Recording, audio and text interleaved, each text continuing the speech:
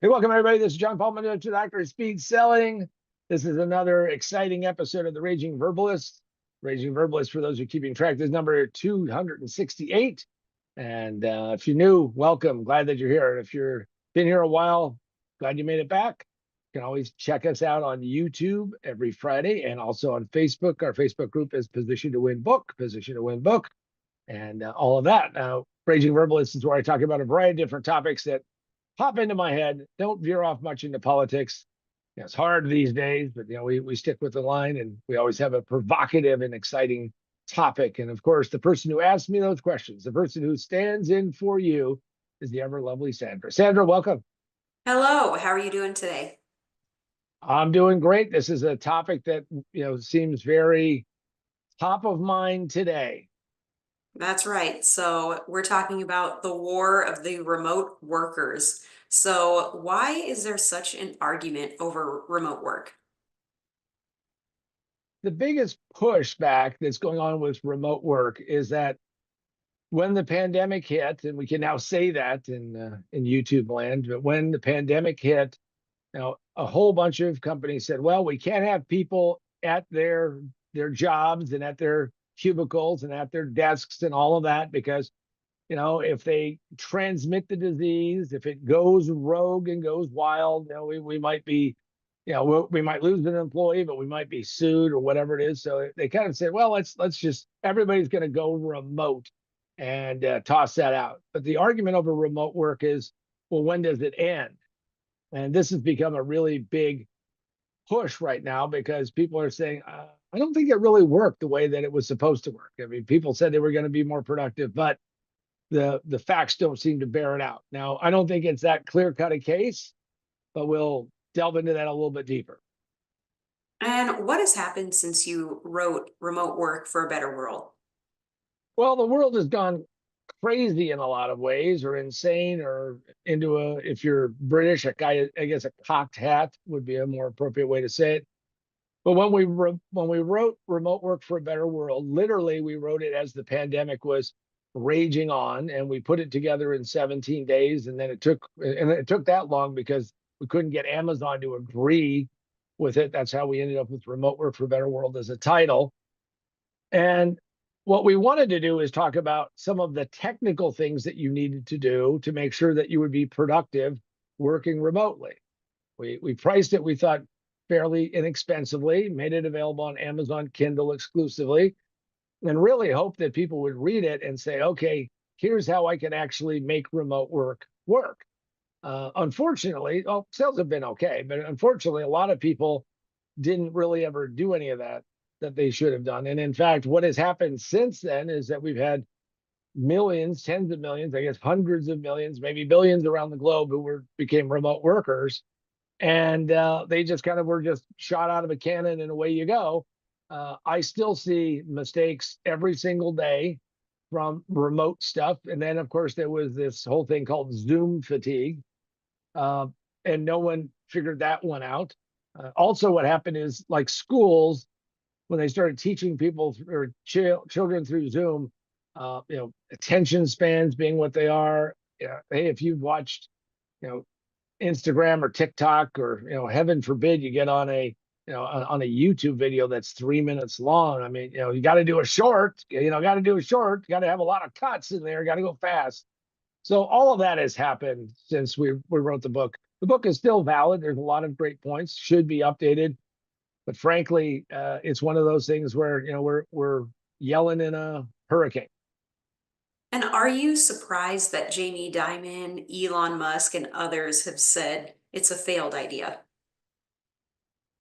I'm a little disappointed because they make these blanket statements that remote work doesn't work at all. You can't do collaboration. You can't get things done. It's not as good as having people in the same building. I understand that, but I also believe that we had a lot of waste when everybody was going to an office. I mean, I'll just use the example of myself and how I became a remote worker. Didn't even know what it was called at the time. I just called it, built an office in my house. But I used to have an office, and I was working for Mercury Computer Systems, and I had a cool office. It was part of an executive suite. I had a corner office, and I got to look out onto the Ontario airport and everything was great. And the thing that really drove me crazy is I would fly home late. I'd have to go by the office before I would go home. I mean, it's like 10, 11, 12 o'clock at night. And I'd go, okay, all right. I'd pick up things and I was constantly like moving files back and forth. Now, I'm running a sales office. And for the most part, it was crazy to think that I was going to get people from all over Southern California into the same office. But, that's what people thought would happen. So I'm kind of surprised a little bit because, the Jamie Dimons, the Elon Musks of the world know a lot about technology. Now they're looking at it from the standpoint of they've measured productivity and they think productivity is down. I think that it's different, and you have to figure out better ways to do it. But that's what we're going to talk about more. So, am I surprised?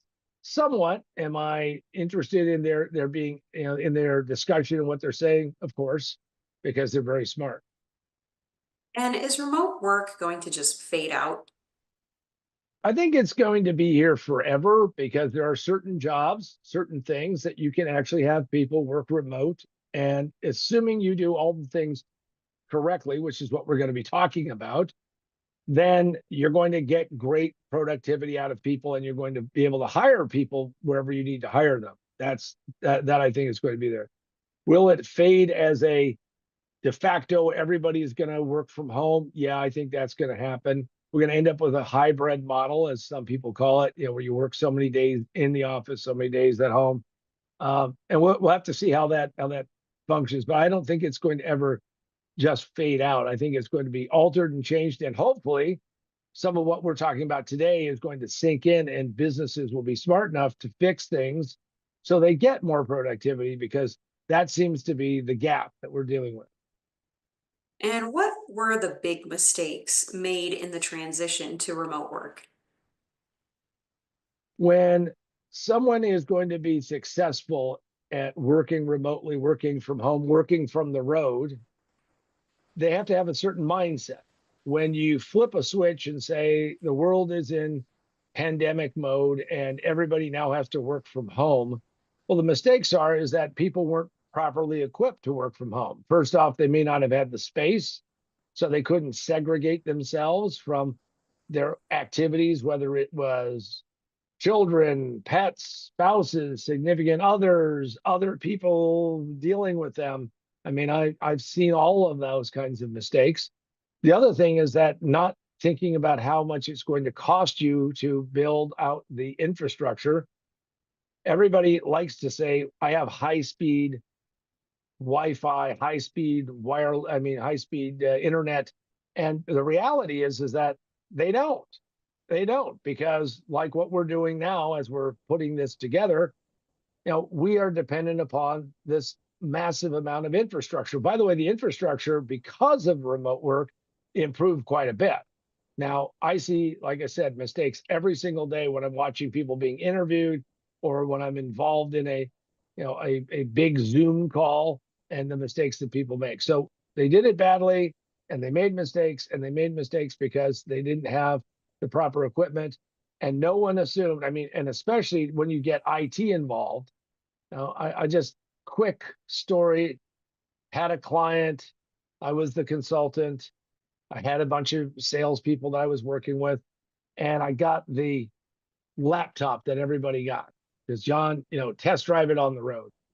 Well, one of the problems was is that the IT people tested all this stuff inside of their own building with a much faster, much more reliable network.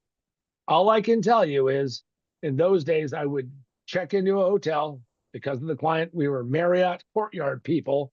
And I'd go over and I'd plug the phone in to a dial up modem. I know, ancient history. Some of you may not even remember what that was. And I would set it off to go and do its, synchronization routine.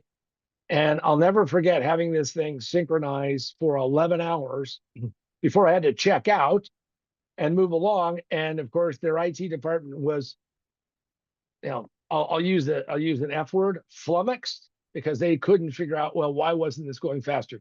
Because of the way the technology is. So that was really the mistakes that people made in transition. They tossed people into it and they had no idea what needed to be done.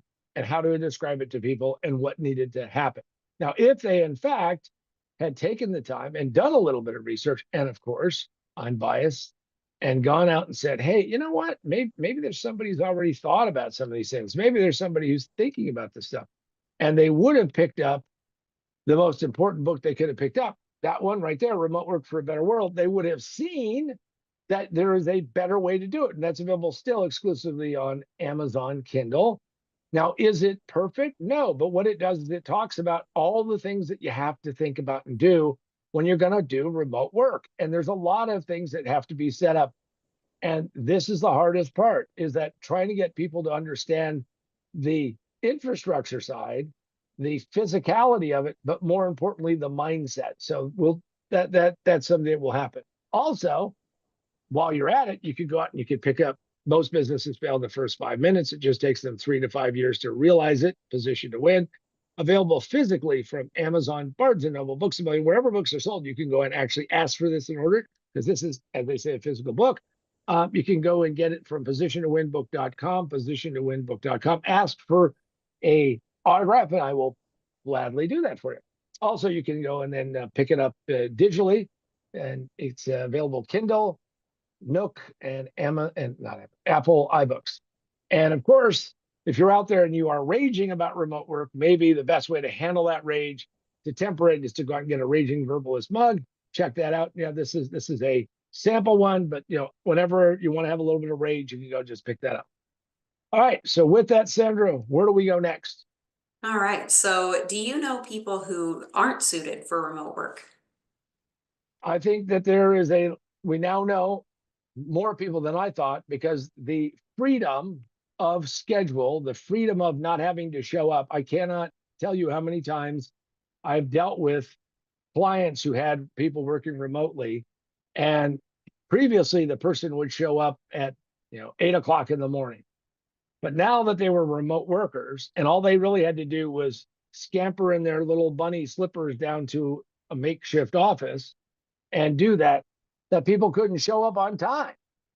And they were just aghast. Why can't they do that? So I think that there are a number of people that, when a large part of the population, that when they're given that freedom of schedule, they don't have the discipline to be able to do it, and they don't understand what they have to do to make sure that this all works.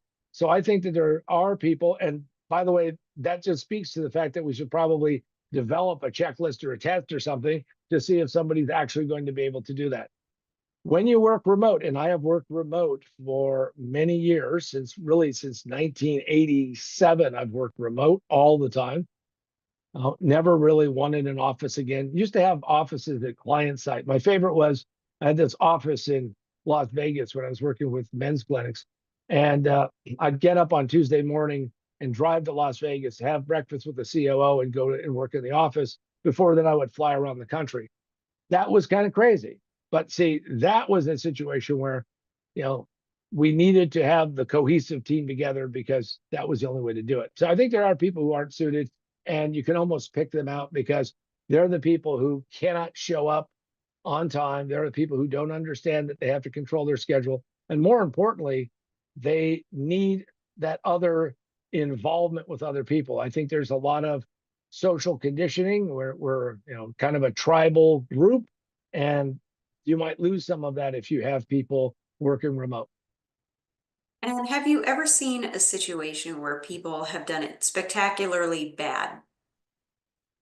Well, you ended up doing, I think, the video editing on this one, but I was doing some interviews of business people who were going to be at a conference. And we set the appointment ahead of time. We explained to them, we gave them preparatory information.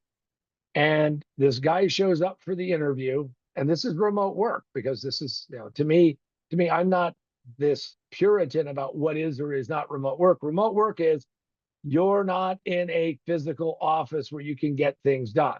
I mean, one of my favorite things, of course, is that if I'm in a location, and like the client has, super high speed, I can just go sit in their conference room. That's great.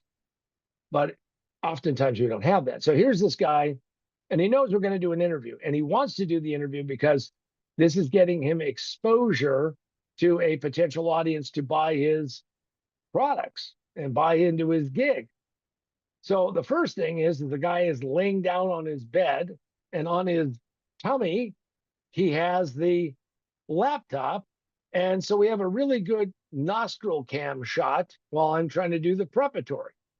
And I said, okay, you got to understand we're doing an interview. I'm on a tight schedule. Are you ready to go? Oh, yeah, I'll be ready in a second. So the laptop comes off of that. He jumps off because he's wearing his jammies. And without understanding that you need to so this is when I tell people all the time, if your background or if your circumstance, if you have some crazy stuff going on around you, please turn off your camera. Don't have people watch you doing God knows what, because we don't want to see it. Well, he ends up taking off his jammy top and puts on his shirt while he's still talking to me. We're still, the video's going, still rolling. So he finally gets all that done. Doesn't, thank goodness we only saw the upper torso part. And he gets on there. Now he is selling something with financial services and things like that. So trust factor. I mean, do you really want to see your banker topless? I don't know. I mean, just not my idea.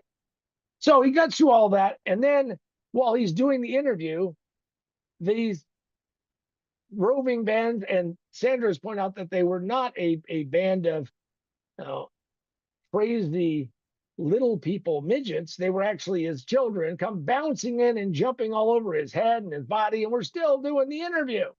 That's spectacularly bad. And I've seen people do that crazy stuff on a regular basis. Understand all of those things, because it goes back to when I was getting trained by the NRA, and they say, listen, when you're going to go out and do practice shooting, always know your backdrop, which means, a bullet travels a long distance. Video travels a long distance. Don't have the kids bouncing and climbing all over your head. Crazy. That was probably one of the worst. And can remote work be productive, and what are the steps to it?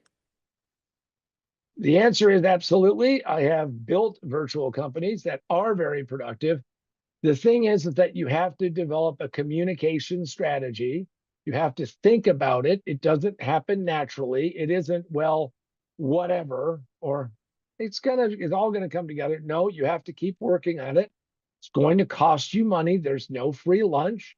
And you have to think about all of the pieces of it. And since that has to take place, you also have to think of how are you going to collaborate. Now, are you going to use email? Are you going to use a service like Slack? Are you going to use WhatsApp?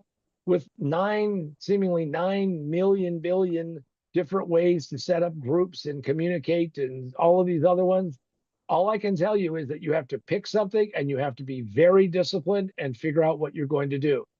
Also, you have to think in terms of who needs to get what information when and where, and make sure that you talk to people who work for you and say, what are you working on now? What are you working on next? What are the things that you're going to go through?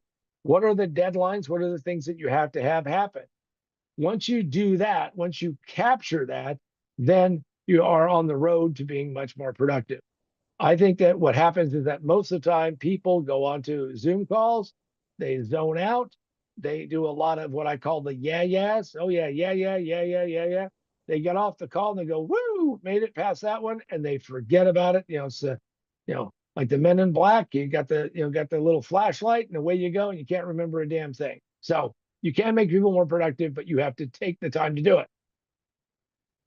So how do you integrate people back in? Interestingly, the biggest resistance point is when you now have people who are successful. I don't know what percentage of the population that is, working remotely and are hyper successful at it. And then you have all of the others trying to get them back into a building. There's an interruption factor. In fact, I'd rather have people working remotely and talking to me and have their dog barking in the background instead of them sitting in a giant call center and having people talking, hearing lots of cross chatter and all of that. I was on a tech support call. I needed help. And this conversation starts bleeding in.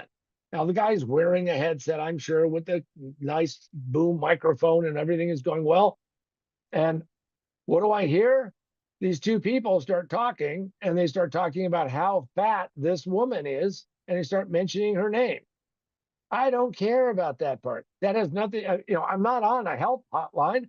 I'm trying to get some tech support.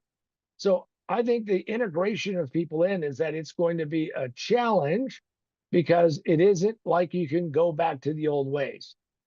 It's like when you grow up and you move away from your parents' house and then you come back and you realize that the room that you grew up in is a whole lot smaller than you ever thought it was. I thought this was such a big place. No, really wasn't, unless you grew up in a palatial point. So integration, going to have to plan on it, and it's going to take some time. And still, we're going to have people who are not going to be able to do it. And will it actually fade away? Once an idea actually gets developed and honed, and we've gone through 5 years of, not really painful teething pains, I think it's never going to go away. But I think a large part of the population we're going to discover can't work remotely. They can't get their job done. Yeah. And it always comes down to can't, won't, or ready and willing. If they can't do it, then they have to have an office. There are people that I know who must have an office. One of them I'm related to is my brother. He is much more productive, and whatever makes you more productive, do it. By the way, I am not a purist in any stretch of the imagination. But what he does is he gets up every day, he goes through his routine, and he gets out the door and he wants to be sitting at his desk in his office, which is like a half a mile away from his house, and working out of that office by 8 a.m. That segmentation, that process helps him out and make sure that he's more productive. I think there are other people who are going to continue to learn how to work remotely and get better at it. And the real question is how do we develop a model that works for a variety of different cases? The biggest plus for remote work is being able to hire people wherever they are and having them become productive for you. And therefore, they don't have to all live in the same city. They don't have to live in all the same place. Because make no mistake, we live in a global world. We're going to continue to see communications improve. Internet speeds are going to get better. We're seeing computers now that have 2.5 gig Ethernet, 10 gig Ethernet. We're going to see this continue to go along. And as that happens, it means that the possibility, the potential for remote work improves all the time. I have said for a number of years, and I've shared it here in the Raging Verbalist, what happens to your business when we have ubiquitous, bidirectional, full bidirectional gigabit speeds on the internet. And I believe that that's going to change a lot of things because part of what we have is we don't have enough speed and we're always lagging and pulling our way through. So will it ever fade away? I don't believe so. In fact, I think it'll become better because the people who really can't work remote are going to go back to working in offices. And the option really should be if somebody is hyper productive, you should let them work wherever they work best.